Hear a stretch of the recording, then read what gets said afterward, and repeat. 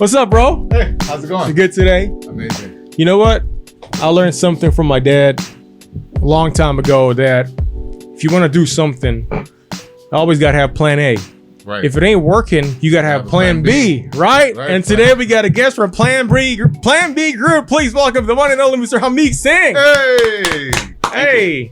Thank you very much for joining us today. Thank you for having me. Thank you. It's a pleasure to have you. You know, we've followed your journey. We're talking about is off air a couple of minutes ago, and it's a surreal moment to have you here facing with us.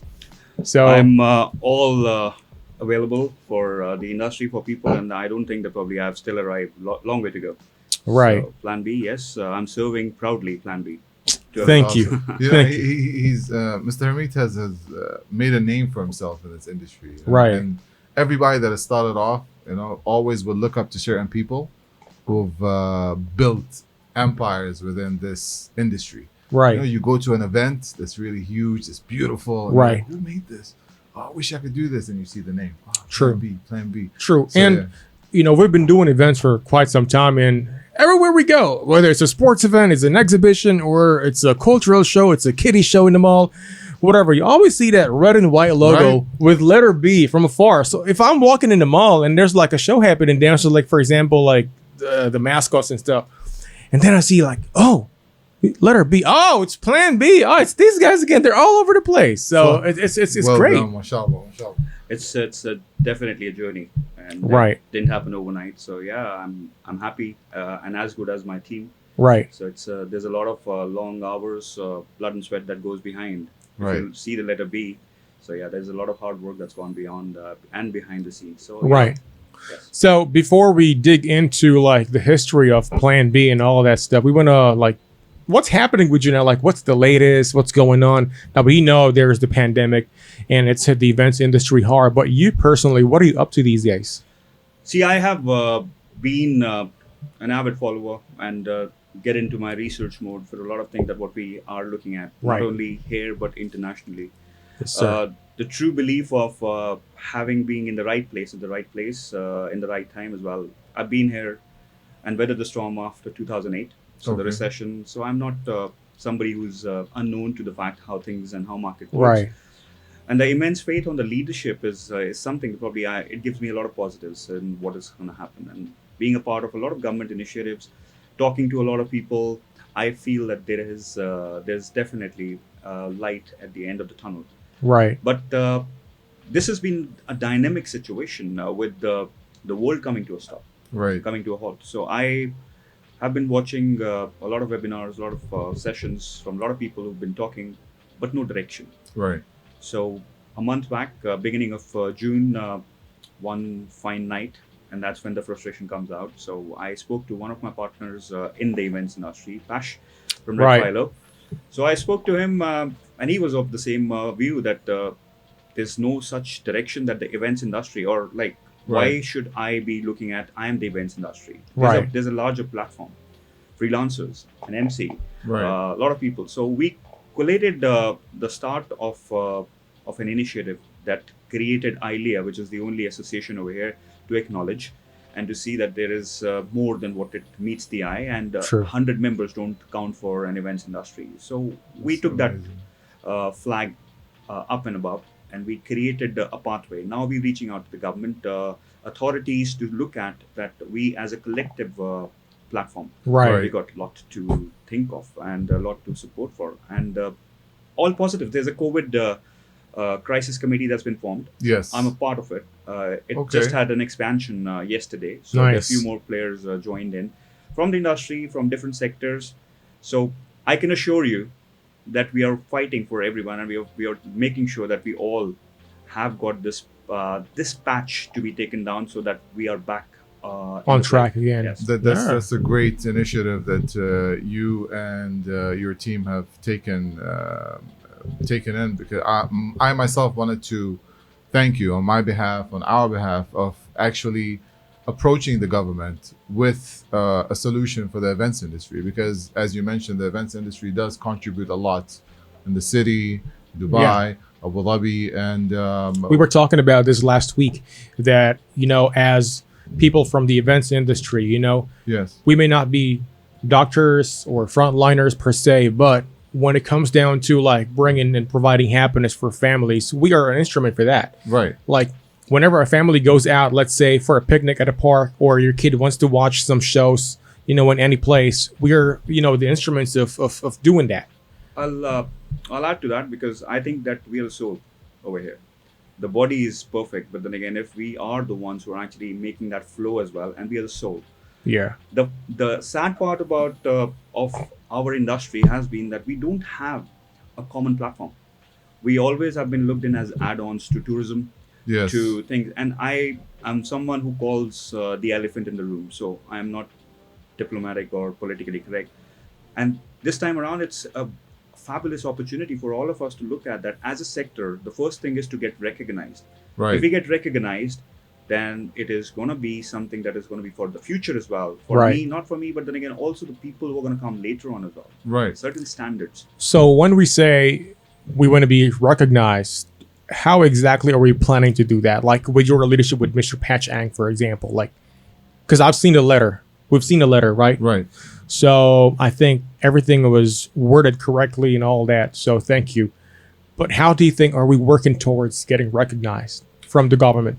First of all, we have made sure that annexures have been increasing with a lot of companies joining hands, and it's not. I would actually abstain from calling this as my initiative. It's our initiative, Yeah. Right. and this is not about me who needs to probably just survive. It's to. I've got a three-step feature, and it's three S's that I'm looking at: survive, stabilize, and then start. So all Survive, these three stabilize, S's. and start. Yes, Nice. it is the formula right now. Yes, sir. So for us to probably get recognized is that probably what is events a sector for everybody at the moment. Prior to this was event management companies. For some it was exhibition. For some Yeah. it was the production houses. For some it was maybe freelancers. So all of this has had different and separate voices. Right. So what we have done now, collated everything together because anything that we are looking in for is a relief and a plea. So it's not something that we can dictate anything. Yeah. But then again, as a plea, we want the authorities to look at. And if you look at what's happened yesterday, which was already in discussion, so we had no right to talk about it prior to that. But then again, the shuffling and the strengthening of the ministries is a very positive take. If you might probably see how it unfolds, Yeah. it's a very aggressive move because at the moment we might not feel that what's coming our way, but then again, the policy is that now it's going to be more sort of proactive, looking at different penetration models and looking at the industries to survive. Yeah. Yes. Tourism is a main feature of a main pillar of Yes. of a region. True. But don't forget events, and that's where if we are not going to be recognized, that's step one.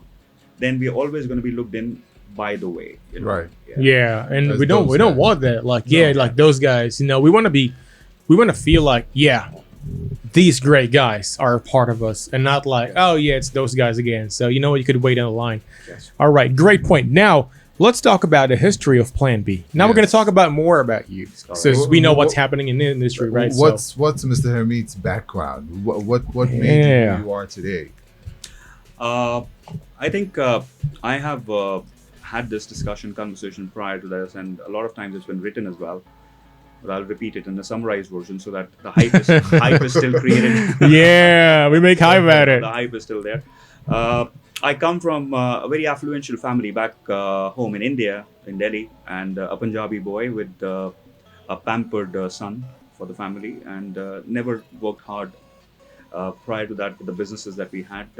But the downfall in our industry, which was electronics, Okay. made sure that probably I had to look out for things that I wanted to do. Yeah. And apparently, I tried my hands as a spoiled brat initially in India and failed miserably. Wow. So that didn't work out for you. That didn't work out. And my father, one fine day, asked me, "So this is gone now. So what's your plan B?" So till day, I tell him what my plan B is. So that's where the name originated from. Okay. Ah. That's nice. I like that. Always had that back of my mind, and it stuck me actually. And Right. So I had a very important phase, a chapter of my life of a reality check, where I found myself with no money, Okay. having my second child about to be born. This was still back home. this was still back home. So Right. I had to make a choice. I landed up in the land of dreams, Dubai, This was what year, if I may ask? 2003. Okay. Okay. And 2003, I landed in the in the best months of the weather that probably permits over here in May. Okay. So I had no clue on the weather and everything else. I got acclimatized to a lot of things, You but just yeah, came to the desert. You're like, oh Just my came to the god, desert, yeah. it's hot. Yeah. so I had to look out for a job. Okay. Apparently, that didn't come naturally because I haven't worked for anyone, and I've just come down to a reality check of making a CV, copying someone's things from the internet and Right. stuff. So I did all of that. And, Right. I after on the visit visa, 15, 20 interviews later, I was losing hope. I was a believer, but then again, I had to walk. Didn't have money, so I had to get a nosebleed every second Wow. day because it was very hot. It was very Yeah. hot. You're not Yeah. used to the weather and all that. So I was looking at rejection all the time. So the last one that was that actually just brought the Punjabi out in a good way. Okay. So I walked out of that interview, and because the same questions were repeated, what is your local experience? What, do you have a license? I only brought in. I'm a graduate in English literature. Right. I'm good at writing, so I'm a poet as well. I feel I'm emotional. Right. So that's what my qualities are, but I know how to sell. So that's what I brought on the table. But the last one I just mentioned, if I don't get a job, you owe this to me. And he asked Right. me, how do I owe this to you? I said, because somebody gave it to you. If you give it to me, I will get the experience. I'll get the license. I will be somebody who can actually you'll be proud of. So Right. pass on the baton. So you sold yourself, basically. I sold myself, but I was Yeah. aggressive at that point, and I left. And You were hungry. I was hungry. I was desperate. Right. Say I had a reason as well. Plus. 45 minutes later, I got a call. Come back, and the gentleman said, "You have fire. Don't let it go down." I said yes, and that was the start, beginning of a very important chapter of my life where Wow. I was working. How old were you at the time? At that point, I was 29 when Right. I landed over here, and that was a late start. Right. I've always seen myself as a late bloomer, so age is just a number. See? Yeah, true. Age is just a number. Yeah. Age is still young, right? But hold on a second. So you came here without the money, struggling and all that, but you came from a very nice family back home. Yes. Did you ever tell your dad, "Hey, Dad, can you give me some money or handouts because I need this when I go to Dubai. I don't want to suffer." No, the business slumped for everybody. My parents as well. The Right. business was lost. Oh, Okay. So Wow. once that was over, because of again a common factor from now and from that period was China. Okay. So electronics was taken over, and Right. our industry suffered a lot. So right. my dad, I take a lot of sort of things from my parents who have been hardworking as well. So Values. I think when I recognized that hard work is the only way that probably could be, then Right. there was no looking back. Right. And I have worked 16 to 18 hours, stayed in Sharjah, had the sharing taxis for 5 dirhams from city center to Dera, Right. and going back as well. So I've seen all the Dubai's charm. For 10 months, I worked my heart out. And So you came in 2003. I think it's the same year when Burj Khalifa was trying to being constructed, right? that's when the property real estate was coming in as well. Springs were being sold. Right. And you could probably see that if you went to Hard Rock Cafe in Jebel Ali, Yeah. you were out of Dubai. Yeah. So yeah, yeah. at the time where you were growing in Dubai, 2003 onwards, it's also safe to say that he was growing at the same rate as Burj Khalifa. You know, so Burj was going up, and his is going up too. At the same time, the industry wasn't that big Yeah. at the time. You had only a few major key players, which I still have a question. I'm going to ask him about that at a Right. later stage. We do that later on. Yeah, so But for now, so let's go back to your first job here. How long did you work in there? 10 months. 10 months. Okay, and then after that, when did you decide? You know what?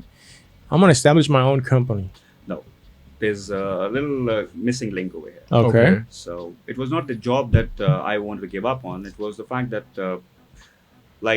sadly, at times, and that's what I've taken up as a point in my life, when you have to pay salaries, do that on point, and then my commissions were not paid, and I had a family. So after a month, when I came over here, I brought my family over here. Nice. As stupid as I was, but then again, I took up an apartment for 1,400 dirhams a month when I was drawing a salary of 2,750. So Wow. I had some cash, so I was utilizing that. But money didn't come. So I resigned, and I was been bestowed with a trophy called ban. Oh, So I was banned for 6 months not to come back by Really? my employer, and I was again very aggressive at that point because I stood up for myself, right. and I was clear that my daughter's 1 year is not going to be wasted. And he said, "No, you're not going to be back." I said, "You're not God." Of course. And exactly that's what happened. So I worked hard for 10 months. I had a lot of clients that they never had. I brought in, and I was working from 1 to 4 when Dubai used to be closed at that point. There used to be a break in old Right, Dubai. in between. I Oh, used to be- I didn't know it this. was like a Saudi thing. In Saudi, if you go a certain periods of times, they close like the businesses, then they resume again. But this is for everybody, not just the Everybody. construction, right? Not construction, but it was mostly towards the old Dubai. New Yes. Dubai was coming up, so the timings were changing. Media Okay. City was there then. Okay. Right. So I had made a lot of inroads because I didn't have money to go back home between 1 and 4 to rest, so I was working. When I left, I got an offer from one of the Media City companies, which was into media selling, Okay. and they offered me, and I was jumping on it because I had to come back. And within 2 months, I was back, by the grace of Almighty. Alhamdulillah. Actually, the words that was that there's only one God, and Sure. He was there. So I'm a firm believer since beginning of my life. I came back. My salary was 6,500. Wow. That's like almost triple, right? From the last one. Yes, and commissions were also good for me to come across. Within a month, I was drawing 13,000 dirhams, Wow. Inshallah. and my family was back.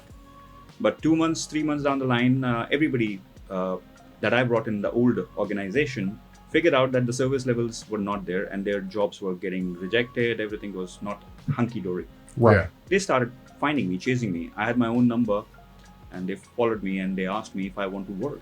I said, I'm not working in the company anymore, and that's not the industry that I'm working. They said, we would like to work with you as a freelancer as well if you want to. Okay. I went to my employer and I asked him if I'm allowed to, and he was a very nice person. He's still here. Nice. I'm not going to name him, but then Yeah. again, But whoever you are, major shout out to you, sir. Salute.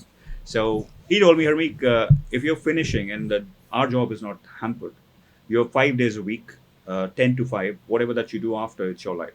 Right. So That's he- really cool. Yeah, he gave me an approval for that. It was no clash, no overlap. So I started a new chapter. That was the Gear 2, where I started working for myself, freelancing. And within 3 months, I was taking home 250,000 dirhams to 300,000 dirhams a month. And MashaAllah. Wow. All coming cash. MashaAllah. Wow. Hey, that's, every time I hear him talk, I'm just imagining myself, and I'm just getting inspired and inspired and inspired. And it always tells me those late nights that you don't sleep at night is gonna work out. We'll do that. It's all going to work out. Mashallah. So from 13,000 dirhams to a couple of months later, 250, 300,000 dirhams cash. We're talking about cash, not like post-dated check. Yeah. How does that feel? That was that felt actually magical, and as if you're in a trance. Right. And I I like don't that. actually stop it. I like that. I was going in when it's with everything in life. If you get appreciated, you're going Right. that much more harder, and that's where probably Right. you need to probably draw a line. When you're not appreciated, which was my first job, you should not give up, and that's what probably that prompted me, and that's where my life has been about challenges. When the roads were blocked, I didn't turn back. I thought that no, if the road is blocked, I have to make my own path. Right. And that's very important life lesson that I've learned, like now as well. It comes in handy with any situation that's thrown at us, that okay, this is a problem, let's not run away from it, we will face it, we'll find our own way. Right. Yeah. So from 300,000 doing freelance jobs, did you leave your original work or you were still doing it? Yes, Because you no, were earning I more. I could not be on two boats because I was working from 5 o'clock till 4 in the morning, Yeah. Wow. and still in Sharjah. I was driving then, but still it was a tough call on me to be reaching office and being and I especially- don't want to have anything that probably I will not be justifying my responsibilities. Right. I very politely asked that I would be leaving. I was been not asked a question, and they actually just congratulated me on whatever, and then Plan B was formed. Wow. Till the time Plan B was formed, the name was secured. It took 3 months, 4 months for Okay. the company to be coming on live. And the bank account, when I signed on the bank account, I had 1.9 million dirhams checks in my hand. I'm out of words. Like how to That's- say I am impressed. I am amazed. I am motivated. You're inspired. By your story. You know, from 2,700 dirhams to 1.9 million. Now, where was the first office of Plan B, and what was the first event that you did? Al Kus was the office that probably was. I had clients that were regular clients, so I started with the lowest hanging fruit of providing brands with digital printing. Right. Okay. And my job was to probably come along and have all the seasons and things from Lal's Group was my first account. Lamsi Plaza, good old days. Okay. Good old days. You're right. I brought in the late night sort of features that actually turned at that point was creatively, because as a writer and a poet, creativity flows in different forms, and I've Okay. never repeated myself. So we came up with a lot of new strategies, when you go and how to be seen in a clutter. So then it started with digital printing, then I added on production work, Right. Right. which was the next step. So it was regular business, but the biggest one came in 2006 with Dubai Festival City. Okay. And Dubai Festival City was supposed to open on first week of December, Right. and apparently they were not ready. So they had all the outlets to be probably opened up because there were deadlines that we had to Right. meet. So first time ever came 3D hoardings, Okay. and hoardings that could probably just have a message, so it's not boring dull that the mall is not open, but then again it becomes like a walkway. Right. So I had my biggest check of 7.8 million dirhams then. And you were like what, 32 years old? Yeah, I was. I'm still, I like that. and that's there. I like that. Yeah. Stan, how do you handle rejections? Or What was the worst rejection you ever had? I've had many actually, and that's where I would probably just not pick any. They're all dear to me. Right. All the rejection incidents have been my chapters, and trust me, it spurs me up. You tell me that it's not going to be, and you're not fit enough. I will try that much harder. I'll go down. I'll stand up. I'll go down. I'll stand up. Right now, amongst a lot of industries, it's not easy for anyone to survive as Yeah, well. I'm still here because there's an opportunity for a lot of people who might probably just look at it. And I'm just calling the elephant in the room again. There's a lot of people who might be looking at that, okay, once things are just a little bit more lighter, they're going to leave this country. Right. Yeah. No, I'm not going to leave this country. This country gave me everything. And I belong to this country. This country belongs to me. And I'm not going to show my back. I am going to make sure that probably we turn this around as well. Nice. I'm gonna tell that I to my like wife tonight because she's been telling me all the time, go back to Amman, yeah. They're gonna take care of you, Amman. I'm like, but I was born here. Yeah, I like it. Yeah, okay, so There's just a lot of, like, very honest. Like, I'm out of words. You know how I would describe. Like, I'm picking a lot of positivity, right. energy, and just motivation from you. So thank you again for the kind words. So yeah, you got a question. So when you first started, okay, what do you wish you would have known back then, or like what you know now that you could have taken back then and implemented it when you first started? I think learning has got its versions. Right. So if you want to be probably reaching to a building of 100 floors, Yeah. you don't straight away come from the first to the 100. So each floor has been a lesson for me. And each time that probably I've learned something, it had a valid reason. And it only just made me who I am right now. I think a lot of people that tend to probably just use you Yeah. is certain thing that probably, and that's the emotional part of it, because I have stood up for everybody, including the community right now. And anything that I can do, I'm a firm believer. If you have a bread, we can share it, and we all need to probably just do what we can for the community. Right. A lot of people take advantage of that, and that breaks a lot of things that probably you might be probably looking at your emotional side. So I might have probably just wished I would have known a lot about few people that probably took me through a lot of emotional sort of lows. That's it. But you just brush it off and continue and Has to. take it as a life True. experience. Yeah. Exactly. Enough So cake for everybody. I like that. There's because we have this I would say like a mantra or something like that. There's always cake for everybody. So you were talking about there's always bread for everybody. Yeah. So it's really true, spreading the good word, spreading a lot of blessings to others. So that's amazing. Now let's talk about your company amidst what's happening now with the pandemic. We're talking about there's a light ahead of the tunnel. What are the projects that you're working on right now with Plan B, like moving forward? See, I've got things that I cannot discuss. Yeah, course. There's of a lot course, things yeah. that is happening right now. But we've, like everybody else, we've also just got ourselves more digitally active. Okay. So we have been working on our first application. My Home Videos has just been launched, Okay. which is probably the saner and a more sort of presentable brother of TikTok. Okay. So it's to create content, Right. And we are our first season is on, and we're very happy to see that how things are coming together for people during when they are having time on their hands and Right. getting their families together, coming up with a video less than 2 minutes with a message. Nice. So we have a lot of plans lined up right now. We are Great. working with a lot of initiatives, which is from the government as well. Okay. So I cannot disclose a lot. Of but course. then again, yes, I can only assure you that up there with the vision, they all are working towards bringing everybody out of this. Good So- times ahead. so- We were talking about Dan Balton guesting here a couple of days ago. We were talking about the words new normal, and Dan had his own version of it. What are your thoughts about these words, the new normal? My new normal is that we need to probably look at how we used to work earlier.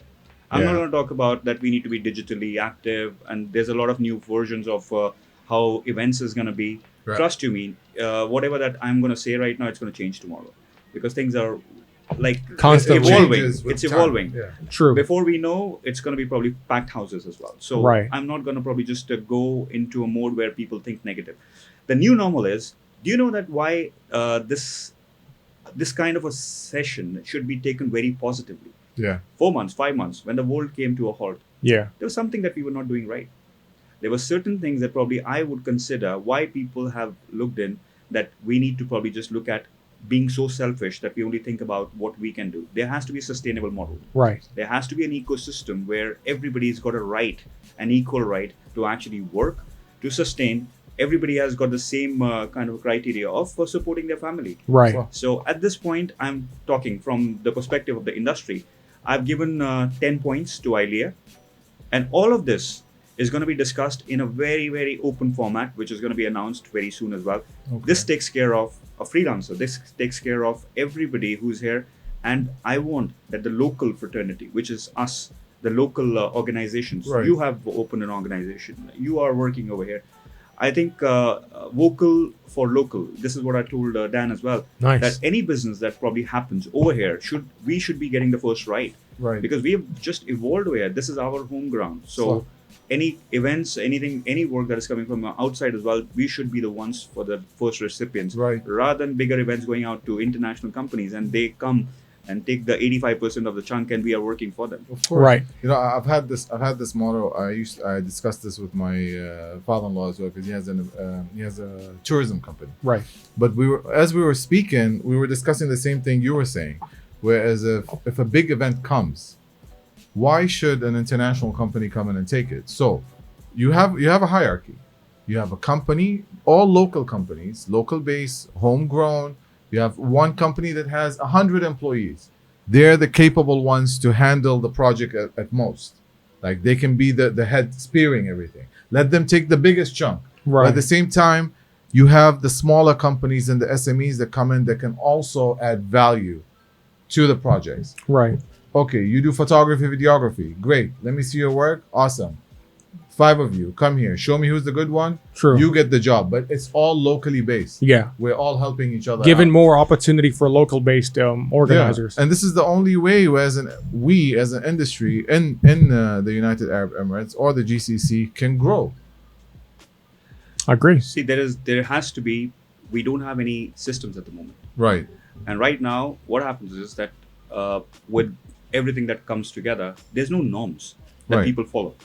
So what I'm trying to do right now, and that's going to be one of the points that you just mentioned, is very, very apt. And this is one of the points that I've had. I've had that we should probably get the kind of sections for companies. The bigger companies goes as Group A, Right. Group B, Group C, and I told similar sort of uh, example that I gave at Dan's podcast as well. That like the airport, Yeah. you got the taxis queued up. Yeah. Every taxi gets a passenger. Right. So we need to make sure that there's a sustainable model.